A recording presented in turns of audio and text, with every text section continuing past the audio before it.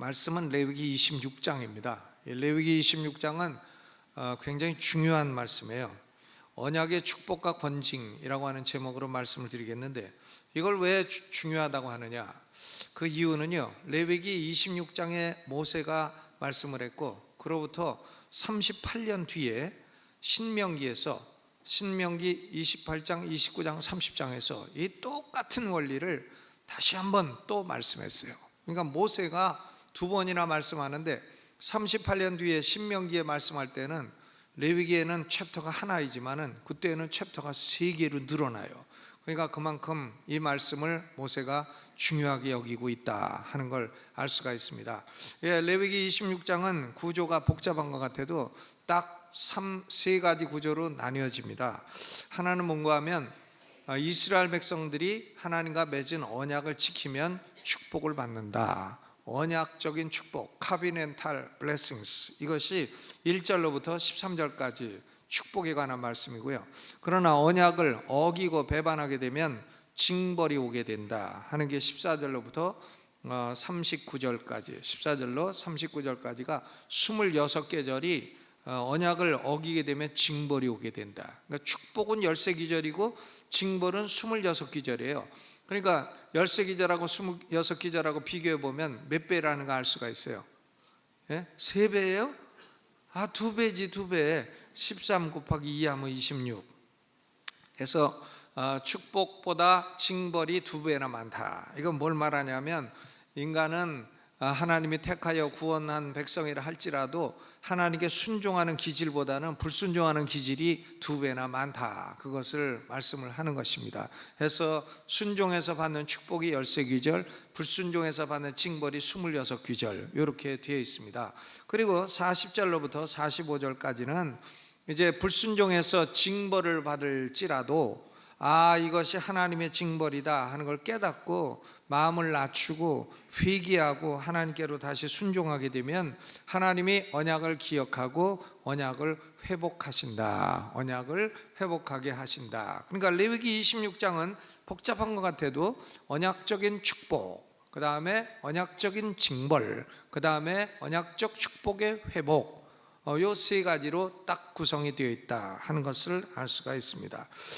오늘 레위기 26장을 중심으로 해서 이 언약을 중심으로 해서 5가지 소주제로 말씀을 드리고자 합니다. 첫째로는 하나님이 당신의 택한 백성과 상대하실 때에는 그냥 상대하는 게 아니라 언약을 매개 수단으로 해서 상대를 하신다. 언약을 가지고 상대를 하신다 하는 얘기인 것입니다. 그러니까 우리가 하나님을 상대할 때에는 언약의 말씀을 가지고 상대해야 되는 겁니다. 하나님도 우리를 상대할 때에는 언약을 가지고 상대를 하신다, 그런 말씀이죠. 그러니까 언약이라는 게 엄청나게 중요한 개념이라는 걸 알 수가 있습니다. 레위기 26장에는 언약이라고 하는 단어가 8번 나오고 있어요. 8번. 9절에 보니까 내가 너희와 세운 언약을 이행하리라. 하나님이 언약을 세우기도 하고 이행하기도 하신다. 또 15절에 보니까 나의 언약을 배반할진대. 그러니까 사람들은 하나님의 언약을, 하나님과 맺은 언약을 배반하기도 한다 하는 것이고, 또 25절에 보면 내가 칼을 너희에게로 가져다가 너희의 배약한 원수를 갚을 것이라. 그러니까 사람이 언약을 배반하면 하나님이 칼을 가져다가 원수를 갚으신다. 무서운 말씀이죠. 언약을 배반하면 반드시 원수를 갚으신다. 또 42절에 보면 언약이라는 말이 3번 나오고 있는데, 하나님의 백성들이 대적의 땅에서 포로가 되어 허물을 깨닫고 회개하면 하나님이 다시 언약을 기억하시고 다시 축복을 내려주신다. 언약을 기억도 하신다. Remember. 그 다음에 44절에 보면 나는 그들과 세운 언약을 폐하지 않는다. 이 언약은 destroy, 하나님이 폐기하는 법이 없다, 이런 말씀이고, 45절에 다시 한번 열조와 맺은 언약을 그들을 위하여 기억하리라. 언약을 기억한다, 이렇게 8번이나 나오고 있습니다. 그러니까 이 언약이라는 단어가 레위기 26장에서 제일 중요한 단어예요. 그러니까 무슨 설교를 하든지 간에 그 챕터에 제일 많이 나오는 단어가 주제예요. 그러니까 제일 많이 나오는 단어를 가지고 묵상을 해야 되는 것이죠. 그러면 하나님하고 사람이 언약 관계에 있다 하는 건 뭘 의미하나? 하나님과 언약 관계에 있는 백성은 도대체 어떤 백성들인가? 그게 26장 11절로 12절에 기록이 되어 있습니다. 11절 12절을 같이 읽어보시죠. 시작. 내가 내 장막을 너희 중에 세우리니 내 마음이 너희를 싫어하지 아니할 것이며 나는 너희 중에 행하여 너희 하나님이 되고 너희는 나의 백성이 될 것임이니라. 그랬어요. 될 것이니라. 하나님과 언약을 맺은 언약의 백성이 되면 첫째로 하나님의 장막이 그들 가운데 거해요. 하나님이 함께 거하십니다. dwell, 하나님이 함께 거하신다. 그 다음 두 번째는 하나님이 싫어버리지 않으신다. 하나님이 사랑하신다는 말이죠. 사랑하신다. 그리고 세 번째는 하나님이 그들 가운데 행하신다. walk, 하나님이 dwell, 하나님이 love, 그리고 하나님이 walk, 하나님이 함께 거하시고 하나님이 사랑하시고 하나님이 그 가운데 행하시는 그런 백성이 된다. 이것이 언약적인 관계를 말씀하는 것입니다. 하나님이 왜 이스라엘 백성들을 애굽의 종살이에서 건져내었는가? 그 목적이 13절이에요. 13절을 읽어봅니다. 시작. 나는 너희를 애굽 땅에서 인도하여 내어 그 종된 것을 면케한 너희 하나님 여호와라. 내가 너희 멍에 빛 장목을 깨뜨리고 너희로 바로 서서 걷게 하였느니라. 그러니까 하나님이 애굽에서 이스라엘 백성들이 멍에를 메고 있어요. 멍에. 옛날에 죄수들은 멍에를 맸잖아요. 멍에를 메고 멍에가 무거운 겁니다. 나무로 되기도 하고 쇠로 되기도 하고. 그러니까 목에 이게 큰 멍에가 걸리면 일어나려고 그래도 무거워서 일어날 수가 없어요. 요새는 뭐 교도소 가도 밥도 잘 주고 밥도 아주 영양 관리해 갖고 주고 거기다가 또 운동화도 줘. 나이키 운동화. 그래 갖고 운동도 시간 맞춰가고 시켰는데 나이키가 그게 이제 오리지널 나이키는 아니고 이제 마데인 차이나 그 이제 좀 짝퉁이겠지만 그런 걸 갖다 주고 해가지고 운동화 신고 운동도 하고 또 뭐 기독교 교도소도 있어갖고 아주 교도소도 뭐 호텔 수준은 안 돼도 뭐 비슷하게 이렇게 됩니다만은 옛날에 교도소가 어디 그렇습니까? 다 멍에를 메고 멍에를 쭉 매가지고 그리고 앉아갖고 꼼짝도 못하는 거죠. 그러니까 구원이란 뭐냐? 구원이란 이 멍에를 깨뜨려 버리고 이제 자유를 주시고 일어나가지고 마음대로 돌아다니게 한 것이 하나님의 구원이에요. 우리가 죄의 멍에를 다 우리 스스로 깰 수 없는 멍에를 예수 그리스도가 깨어주시고 우리로 일어나서 마음대로 다니게 하는 자유를 주신 줄로 믿으시기 바랍니다. 구원이란 멍에를 깨고 자유를 얻는 것입니다. 그런데 하나님이 왜 이스라엘 백성들에게 애굽에 노예된 멍에를 꺾고 일어나서 자유를 주셨느냐? 그들을 언약의 백성으로 만들기 위해서예요. 하나님이 이스라엘 백성들과 언약의 관계로 들어가기 원하셔서 그런 목적으로 구원을 하신 겁니다. 그러니까 하나님이 그들 중에 거하시고 하나님이 그들을 사랑하시고 하나님이 또 그들 가운데 행하시기를 원하셔서 그들을 언약의 백성으로 삼은 겁니다. 그러면 이 언약이라고 하는 것은 일반적으로 사람이 맺는 약속과 뭐가 다르냐? 언약은 카비넌트이고 약속은 영어로 프라미스입니다. 사람이 하는 약속은요 못 지킬 수도 있고 안 지킬 수도 있어요. 그러나 언약은 그런 게 아닙니다. 언약은 구조적인 관계, 조직적인 약속입니다. Structured relationship. 언약이라는 것은 조직적인 구조적인 관계예요. 이거 무슨 얘기냐? 언약은 당사자가 일단 맺으면 함부로 바꾸거나 폐할 수가 없다는 얘기예요. 언약을 내용을 함부로 바꾸거나 함부로 폐하거나 그럴 수가 없는 겁니다. 옛날에는 언약을 맺을 때에 언약이 당사자가 평등한 관계에서 맺은 것도 있어요. 이거 평등 언약입니다. 또 어떤 경우에는 왕이 피정복국가 백성들하고 이 수직 관계에서 맺는 것도 있어요. 이거 불평등 언약입니다. 그런데 뭐 평등 언약이 됐든 불평등 언약이 됐든 간에 수평 언약이 됐든 수직 언약이 됐든 간에 언약이라는 것은 특징이 뭔가 하면 한번 딱 맺으면 양 당사자가 어느 누구라도 후에 임의로 변경하거나 변개하거나 폐지할 수가 없다. 그리고 언약에 맺은 내용은 반드시 실현이 돼야 된다. 이것이 언약의 특징이에요. 그래서 언약 관계가 뭐냐? covenantal relationship은 structured relationship, 이것은 조직적인 관계다, 그런 말씀인 것입니다. 하나님이 이스라엘 백성들과 언약을 맺으셨어요. 그 언약이 뭔가 하면 시내산 언약이에요.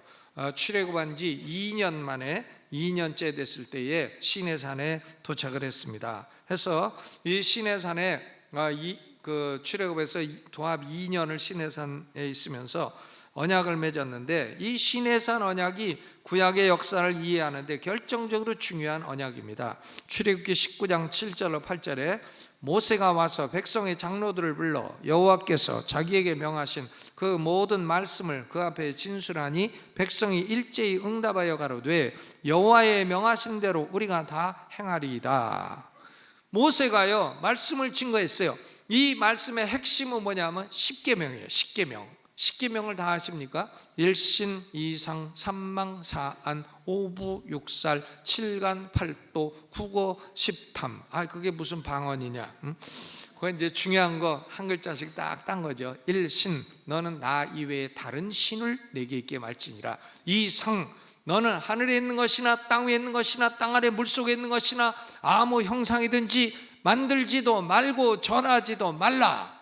삼망, 여호와의 이름을 망령되이 일컫지 말라. 사안, 안식일을 기억하여 거룩히 지키라. 오부, 부모를 공경하라. 육살, 살인하지 마라. 칠간, 간음하지 마라. 팔도, 도적질하지 마라. 구거, 거짓 증거하지 마라. 십탐, 이웃의 아내나 집을 탐내지 마라. 아멘. 십계명이죠. 요새는 십계명 외우는 사람 몇 안 돼. 십계명 다 외워야 돼요. 십계명을 모세가 얘기했단 말이에요. 모세가 얘기하니까 백성들이 우리가 다 그렇게 하겠습니다 응답해서 그렇게 하겠다고 해가지고는 맺어진 언약이 시내산 언약입니다. 하나님의 약속은 그겁니다. 너희가 십계명대로 살면 반드시 내가 축복해 주겠다. 축복을 해줄까 말까, 어쩌면 해주고 하고 싶으면 하고, 그런 게 아니고 반드시 축복해 주겠다. 십계명을 어기고 배반하고 살면 벌을 줄까 말까, 안 줄 수도 있고 줄 수도 있고, 그런 게 아니라 반드시 징벌을 주겠다. 이게 언약이란 말이에요. 시내산 언약. 그러니까 십계명은 그걸 지켜갖고 구원받으라 그런 건 아닙니다. 왜? 이스라엘 백성은 이미 애굽에서 나와가지고 구원받은 백성의 예표예요. 이미 예표적으로 구원받은 백성이기 때문에 십계명은 구원의 기준이 아닌 겁니다. 그걸 지켜서 구원받겠다고 해, 그런 것은 잘못된 방법이에요. 이미 하나님이 은혜로 애굽에서 건져가지고 구원해 주신 백성이 십계명을 지키면 축복이고 못 지키면 징벌이란 말이에요. 못 지키면 징벌이라. 징벌이란 단어를 쓰는 이유는 다시 그런다고 해서 애굽으로 노예로 다시 되돌리지는 않는다는 얘기예요. 구원을 잃어버리는 건 아니고 아버지 하나님으로부터 우도 터진다는 아버지의 징계를 말하는 것입니다. 여러분, 그러니까 이 출애굽기 26장에서 레위기 26장에서 제일 중요한 단어가 언약입니다. 우리들도 하나님하고 언약 관계에 있는 거예요. 우리가 맺은 언약은 시내산 언약은 아닙니다. 지금 말씀드리는 것은 이스라엘 백성들에 관한 말씀이에요. 우리는 무슨 언약을 맺었나? 은혜 언약을 맺은 거예요. 하나님하고 은혜 언약. 그 은혜 언약이 뭐냐? 누구든지 자기 죄를 회개하고 예수 그리스도를 구주로 믿는 사람은 죄를 용서함 받고 죽어도 천국을 들어가게 된다. 이게 은혜 언약이에요. 하나님이 누구든지 죄를 회개하고 예수 그리스도를 구주로 믿는 사람 속에는 성령을 두셔가지고 성령의 인도하는 그런 삶을 살게 한다. 이게 하나님의 은혜 언약인 것입니다. 여러분, 예수 믿으시면 지옥 가기는 다 틀린 줄로 믿습니다. 천국 가게 돼요. 근데 여러분이 죽어가지고 영원히 천국에 딱 갔다. 천국 문 앞에 누가 서 있나? 베드로가 수문장으로 딱 서 있어. 그래 베드로가 물어봐. 너 어디서 왔냐? 강남에서 왔습니다. 너 강남에서 왔냐? 너 내가 왜 천국에 넣어줘야 되냐? 강남 살면 다 넣어줘야 되냐? 베드로가 그렇게 시비 걸고 물어보면 뭐라고 대답해야 돼? 아닙니다. 강남 산다고 다 천국 가는 거 아닙니다. 그러면 내가 너를 왜 넣어줘야 되냐? 천국에 넣어줘야 될 내 의무가 뭐냐? 그러면 뭐라고 대답해야 돼? 일단 왔는데 좀 봐주시죠. 그럽니까? 어떡합니까? 그때 사용해야 될 단어가 언약이에요. 예수님이 나하고 은혜 언약을 맺으셨기 때문에 언약을 지켜주십시오. 그럼 베드로가 있다가 아이고야 너는 언약이라는 거 어디서 배웠냐? 그럼 강남중앙침례교에서 배웠습니다. 그럼 너는 들어와라. 어떤 분은 그런데죠, 베드로가 서 있으면 닭 한 마리 딱 갖고 갔다가 베드로 앞에 탁 내놓으면서 생각이 나십니까? 그럼 베드로가 얘는 거 왜 옛날 일 갖고 그러느냐고, 너만 싹 들어오라고 또 그런다는 확인이 안 된 얘기도 있는데 그건 이제 농담이고요. 언약 때문에 받아주는 거예요. 우리를 예수 믿는 사람은 천국에서 받아주겠다는 그 언약, 이게 카비넌트, 이걸 하나님이 어길 수가 없는 언약이기 때문에 우리가 천국에 들어가게 되는 겁니다. 예수 공로로. 아멘. 그렇죠. 그러니까 하나님이 사람을 상대하실 때는 무엇을 매개로 해서 상대하신다? 언약. 이게 첫째 원리입니다. 두 번째로는 이스라엘 백성들이 하나님과 맺은 시내산 언약을 충실히 지키게 되면 하나님이 반드시 복을 주신다는 거예요. 반드시 복을 주신다. 그러니까 레위기 26장 1절로 2절을 보면 우상을 만들지 말고 경배하지 말고 안식일을 지키고 하나님께 제사하는 성소를 존중하라. 이게 전부 다 십계명에 나온 말씀이죠. 그러면 3절부터 13절까지 내가 너희에게 이런 복을 내려주겠다. 근데 지금 하나님이 이스라엘 백성에 내려주시겠다는 복은 네 가지예요. 네 가지. 첫째는 뭐냐? 물질의 복, material blessings, 물질적인 축복입니다. 땅이 산물을 내고 나무가 열매를 맺고 얼마나 풍성하게 맺는지 다음 파종할 때까지 계속 거둬도 다 못 거둬가지고 씨 심을 때가 됐다 이거야. 파종할 때까지 거둬도 다 못 거둘 정도로 풍성해가지고는 너희가 배불리 먹게 될 것이라. 물질의 축복입니다. 하나님의 백성들이 하나님과 언약을 준수하게 되면 물질의 축복이 오고, 두 번째는 육신의 안전이 오게 됩니다. Physical security, 안전이 오게 돼. 땅에 안전이 거하게 되고 땅이 평화를 누리게 되고 전쟁이 없게 되고 두렵게 하는 사람이 없고 칼 들고 다니는 사람이 없고 조폭이 없고 두렵게 하는 사람도 없고 해치는 사나운 짐승도 없고 뱀도 안 내려오고 멧돼지도 안 내려오고 호랭이도 안 다니고 사자도 안 다니고 짐승도 없고 죽이는 칼이 두루 다니지 못한다. 사회에 막 칼 들고 다니는 사람이 많으면 얼마나 불안하겠어요. 애들 못 내보내죠. 그런데 그런 일이 없다. 그러니까 육신이 안전히 거하게 된다. 그 다음 세 번째는 군사적인 승리를 주신다. 밀리터리 빅토리, 승리를 주신다. 대적들이 모두 물러갈 것이라 그랬어요. 5명이 100명을 쫓아보내고 100명이 만을 쫓아보낼 것이다. 군사적인 승리. 그 다음 네 번째는 영적인 축복, spiritual benefits. 하나님의 장막이 함께 거하시고 하나님이 사랑을 주시고 하나님의 백성들 가운데 행하신다. 그런데 이 모든 축복들은요, 하나님의 택한 백성이라고 해서 저절로 누릴 수 있는 축복이 아니고 반드시 하나님이 주신 계명의 말씀에 순종을 하고 준행을 해야 하나님이 내려주시는 축복이라. 그러니까 이것은 조건적인 축복이에요. Conditional blessings, 조건적인. 그러니까 우리가 축복을 받으려면 어떻게 해야 되나? 하나님이 주신 계명들을 지켜야 돼요. 십계명을 지켜야 됩니다. 구원받으려면 어떻게 해야 되나? 예수 믿어야 돼요. 그럼 축복받으려면 어떻게 해야 되나? 십계명을 지켜야 됩니다. 이 한국 기독교가 이 소위 율법 폐기론, 십계명 안 지켜도 된다, 예수 믿고 천국 가는 티켓만 따면 되지 십계명을 지켜서 뭐하나, 이런 못된 사고가 나와가지고 기독교가 많이 퍼져도 기독교인들이 사회의 도덕 향상에 큰 기여를 못한 것입니다. 그러니까 이 십계명을 갖다 버려도 된다 이렇게 말하는 사람은 천국에 들어가지도 못할 사람이고, 들어간다 그래도 꼴찌 될 거예요. 꼴찌. 이 계명 중에 지극히 하나라도 쓸데없다고 가르치는 자는 천국에서 지극히 작은 자라 일컬음을 받을 것이라 주께서 말씀하셨죠. 그러니까 이 모든 좋은 축복들은 하나님의 백성들이 십계명을 사랑하고 언약을 사랑하고 준수하고 이행하고 하면 누리게 되는 축복들이다 그랬어요. 그 다음 세 번째로 그 반대로 하나님의 백성이라 할지라도 하나님과 맺은 신의 언약을 준행하지 아니하면 하나님의 권징이 따르게 된다. 디시플린, 권징이 따르게 된다.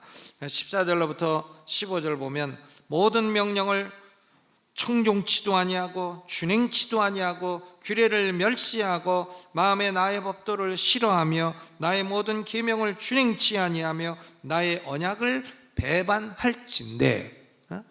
그러니까 하나님 말씀을 듣기도 싫어하고 가서 성경 읽자 그러면 읽기도 싫어하고 설교 듣자 그러면 듣기도 싫어하고 읽기도 싫어하고 들어도 또 멸시하고 준행하기를 싫어하고 배반하고 그러면 반드시 뭐가 오게 되나? 하나님의 권징이 오게 된다. 구원을 잃어버린다는 얘기는 아니에요. 지옥 간다는 말은 아니에요. 애굽의 노예로 다시 되돌린다는 말은 아니에요. 너희가 뒤로 돌아가 해가지고 애굽으로 가게 하겠다, 홍해 다시 갈라져 갖고 애굽 들어가도록 하겠다, 그런 말은 아니에요. 구원은 잃어버리지 않는다 할지라도 현실 속에서 권징을 내리신다, 그런 얘기죠. 하나님이 매를 대신다, 그런 말씀이에요. 여러분, 하나님을 어떤 분들은 좋으신 하나님, 하나님한테 아무렇게나 해도 나 복만 주시는 그런 좋으신 하나님으로 생각하는데 아닙니다. 하나님은 무서운 하나님이기도 해요. 로마서 11장 22절에 하나님의 인자와 엄위를 보라. 그러니까 하나님은 좋은 하나님이기도 하고 무서운 하나님이기도 하고 그런 거예요. 근데 우리가 하나님의 인자에 거해야 되죠. 항상 하나님이 사랑하시고 축복하시는 거기 거해야 되는데 이 하나님이 어미하신 모습으로 딱 오고 우리를 권징하게 되면 그것도 무서운 겁니다. 히브리서 11장 30절로 31절에 주께서 그의 백성을 심판하리라 말씀하신 것을 우리가 아노니 살아계신 하나님의 손에 빠져들어가는 것이 무서울진저. 살아계신 하나님의 손에 빠져들어가는 것이 무섭습니다. 우선 어떤 징벌을 내리나? 백성들에게 질병을 내립니다. 질병. 16절에 보니까 내가 너희에게 놀라운 재앙을 내려 폐병과 열병으로 눈이 어둡고 생명이 쇠약하게 할 것이라. 그러니까 무슨 병을 내리냐면 컨섬션, 이 몸의 에너지가 모두 소비되는 그런 병을 내리신다. 컨섬션. 폐병이라는 게 그런 거죠.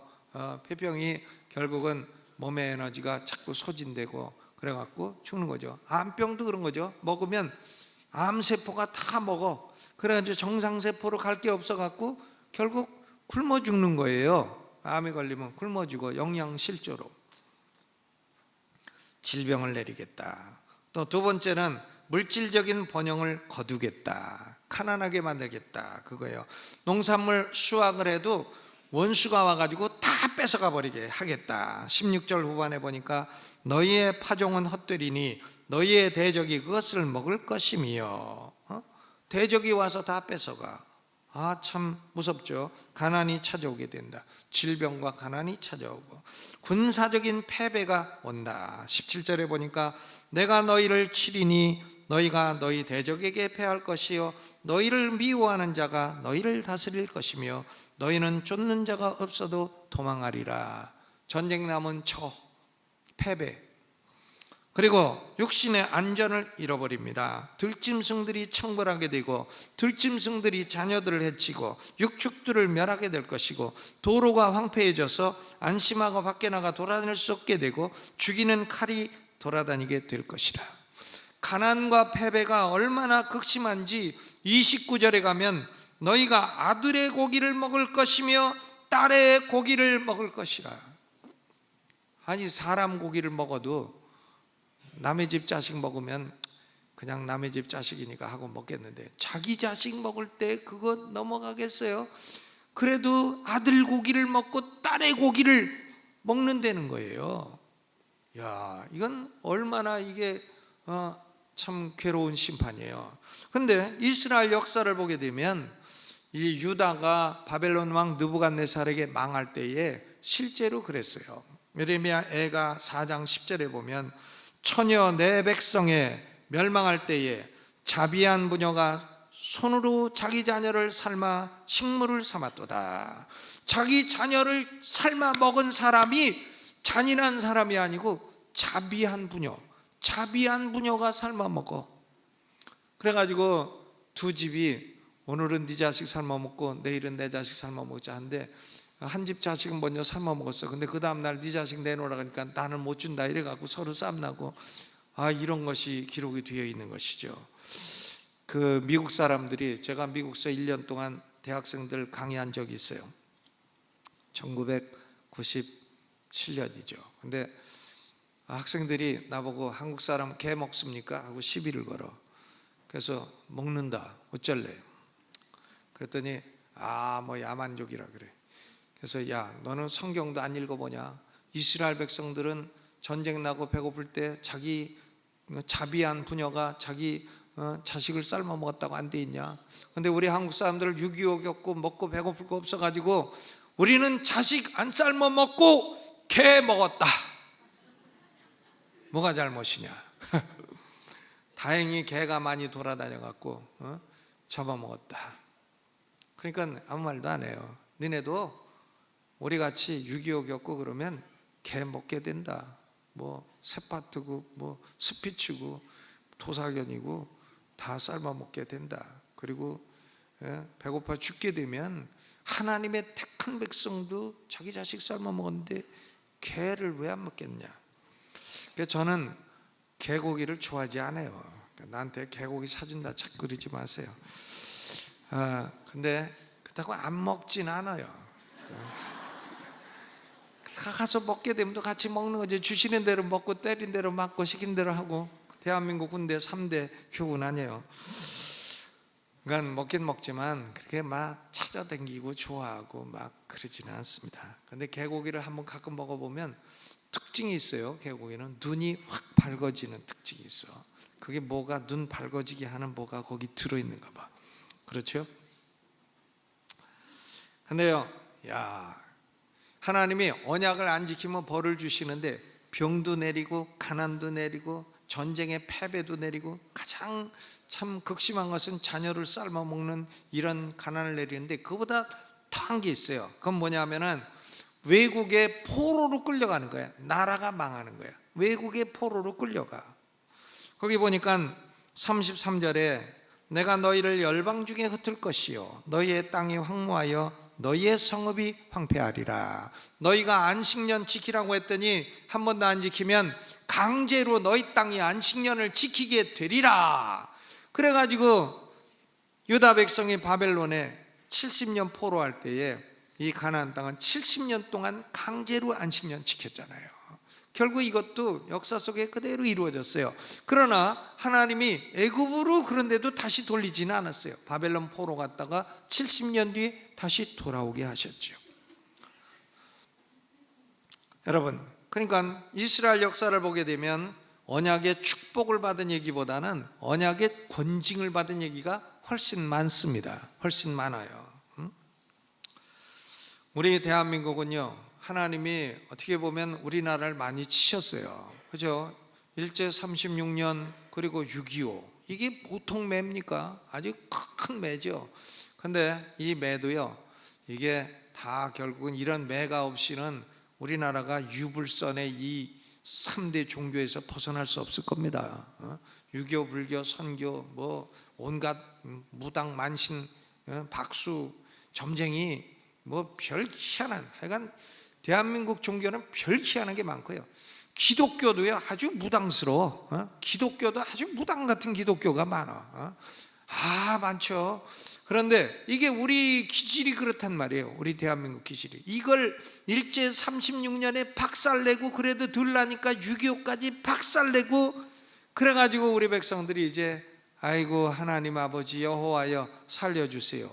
이래갖고 우리가 하나님의 축복을 받게 된 줄로 믿습니다. 지금 받게 됐죠. 받고 나니까 축복 좀 받으니까 또 갑자기 부자 되고 잘 사니까 걸음걸이가 팔자로 변하고 눈들이 다 올라가고 사치하고 방탕하고 타락하고 하나님 배역하고 배반하고 하나님에 대해서 막말하고 교회에 대해서 막말하고 막 이렇게 되니까 지금 우리나라가 다시 권징 모드로 가는 거 아닌가. 김정은이가 나와서 참 그러지 않나, 뭐 질병이 많이 일어나질 않나, 이 지금 여러 가지 위기, 대한민국 위기 아니에요?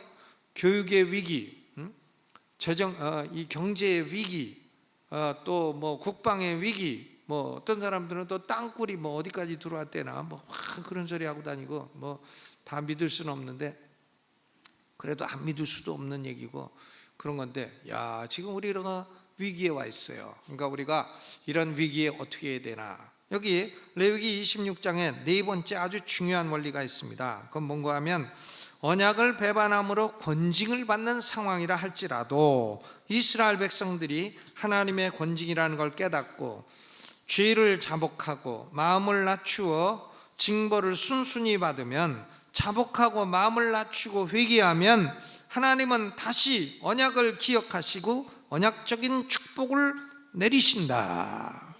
회복하시고 다시 축복을 내려주신다, 그거예요. 죄를 자복하고 마음을 낮춰야 돼요.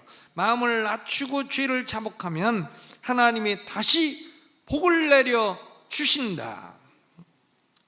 우리가 지금 보면 상당히 교만해졌잖아요. 교만해졌습니다. 그죠?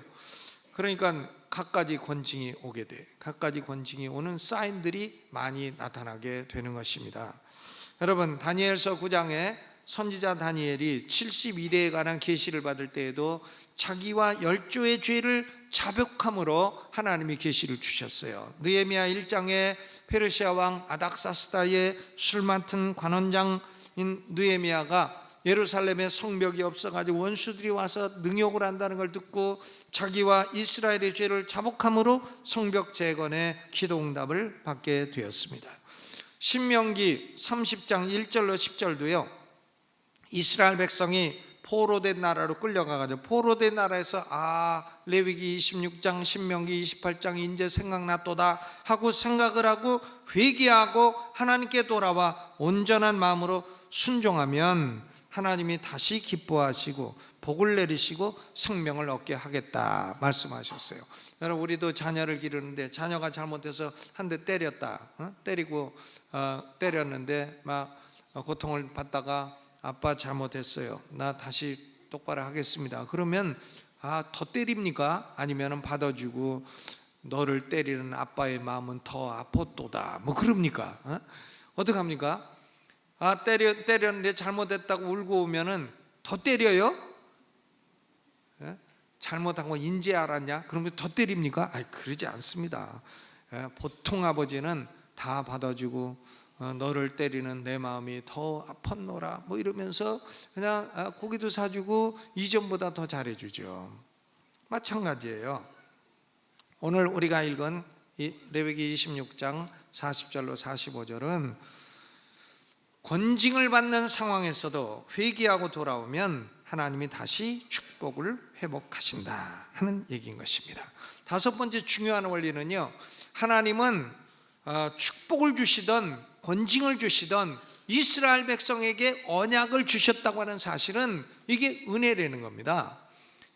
이방 나라들은 은혜가 없어요. 언약이 없습니다. 언약에 대해서 외인이라 그랬어요. 언약이 없어요. 뭐 십계명도 없고 어떻게 하면 축복받는지 약속도 없어요. 근데 이스라엘 백성들은 축복도 받고, 축복도 은혜이고요, 권징도 은혜입니다. 권징 받는 것도 은혜예요. 아버지 하나님이 권징을 내리시는 것은 그것은 사랑의 표현이에요. 아버지가 자식 때리는데 그게 사랑의 표현이죠.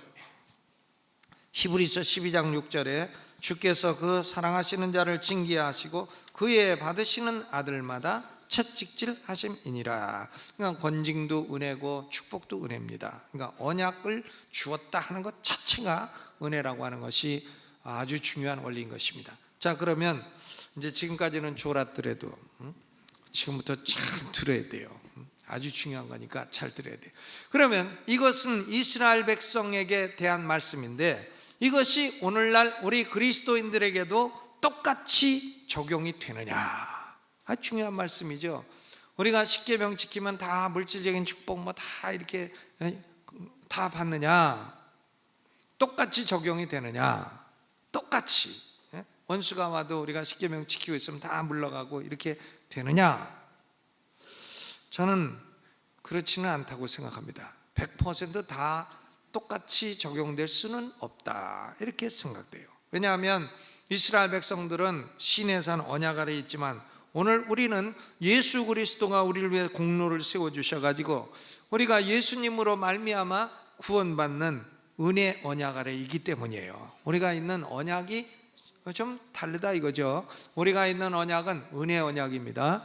그런데요, 이것이 그대로 적용될 수는 없다 할지라도, 은혜 언약 아래 있는 우리 신약시대 성도라 할지라도 모세가 시내산에서 준 십계명은 여전히 삶의 기준이고 여전히 우리에게 타당한 항전법이에요. 그러니까 십계명대로 살면 복이 온다 하는 기본 원리는 똑같아요. 십계명을 어기고 살면 이 권징이 온다 하는 기본 원리는 똑같습니다. 그럼 뭐가 다른가? 뭐가 다르냐 하면은 축복의 내용이, 강조점이 좀 달라진 거예요. 축복의 강조점이. 신약시대에 살고 있는 우리는, 구약시대는 물질과 현세의 축복이 강조되었지만 신약시대에 사는 우리는 내세 영원, 영적인 축복이 훨씬 강조되었다, 그런 말씀이죠. 아멘. 그러니까 물질적인 축복, 현세의 축복은 금덩어리와 같은 거예요. 하나님이 금덩어리를 주신다. 그러면 영적인 축복, 내세의 축복, 영원, 구원, 영생, 부활, 이런 축복은 다이아몬드와 같은 거예요. 다이아몬드. 여러분, 다이아몬드 한 덩어리 이만한 거 하고 금덩어리 한 덩어리 이만한 거 있으면 어떤 거 가져요? 예? 다이아몬드 가져요? 금 가져요? 다이아몬드 가져요?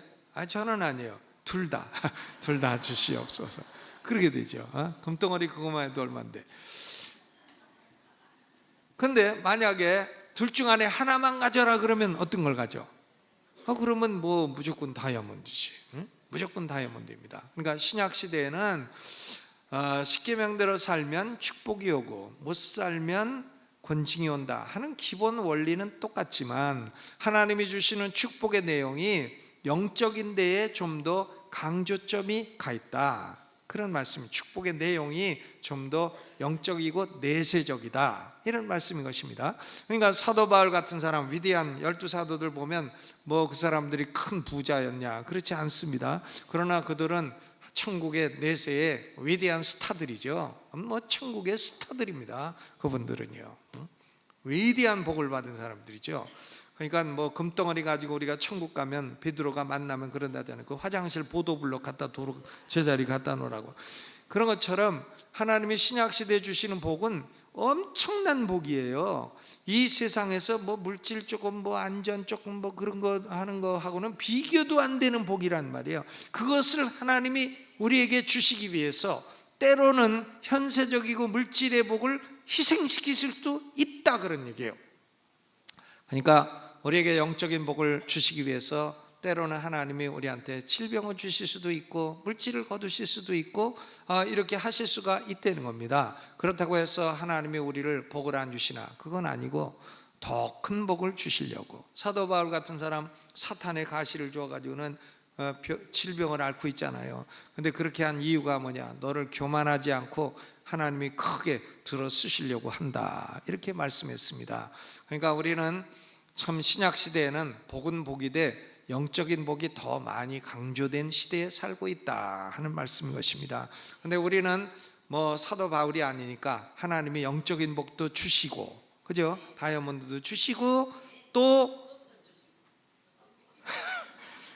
좀 보너스로 이 세상에서 물질의 복 잘 되고 자녀들 잘 되고 이런 복도 아울러 주시고, 아버지 다이아몬드도 주시고 금도 주시옵소서.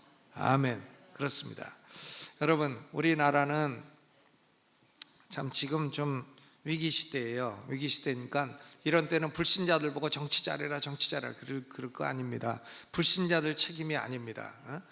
우리 성도들의 책임이에요. 우리가 마음이 낮아지고 우리 사회가 어려워진 거 보니까 우리가 잘못 사는가 보다 딱 생각하고 회개하고 마음을 낮추고 그리고 자복하는 마음을 가지고 기도하면 하나님이 다시 우리에게 복을 주시고 우리 대한민국에 다이아몬드도 주시고 금도 주시고 해서 세계를 선교하는 복된 나라가 되게 하실 줄로 믿습니다. 주먹 딱 내고 한번 해보시죠.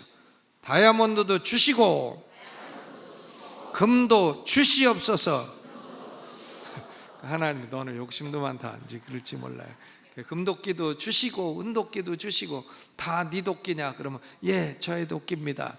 이렇게 욕심도 많다 그러실지 몰라도 그래도 우리가 하나님의 권징 아래 들어가지 마시고 권징도 무서운 거니까 축복 아래 사시기를 주님의 이름으로 축원합니다.